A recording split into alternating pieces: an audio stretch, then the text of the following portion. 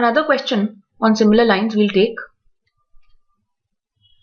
So now it says the total simple interest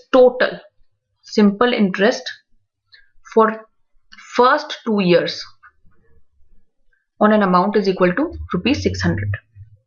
If the same amount was kept at compound interest at the same rate, so the principal is the same and the rate of interest is the same, the total compound interest, so again I have total compound interest for first 2 years would have been 660. So what they're asking me now is what is the principal and what is the rate of interest. So let me just do this. This is my first year and this is my second year. Right?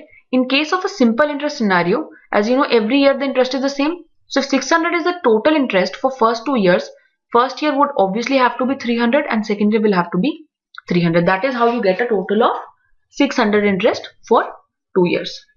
Now how about my case with the compound interest? You know that the compound interest in the first year will be the same as the simple interest of first year. You know that because in the first year the principal is exactly the same. So you can go back to the concept video and see this if you haven't understood.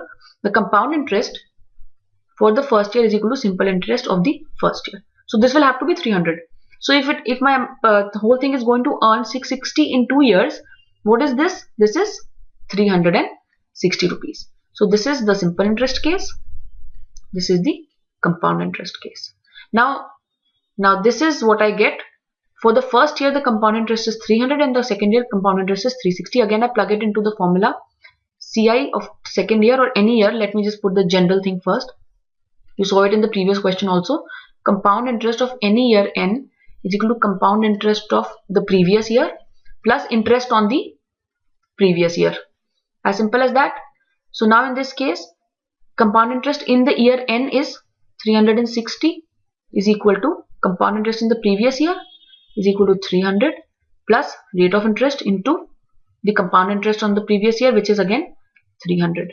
R, I can find it out simply as 60 by 300 into 100, which is equal to 20%.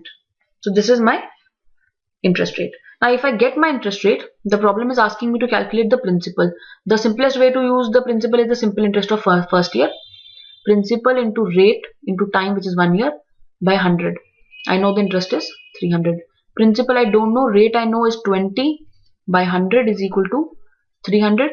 If I solve this, I get principal is equal to rupees 1500, and that is my answer to the question, 20% and 1500 rupees.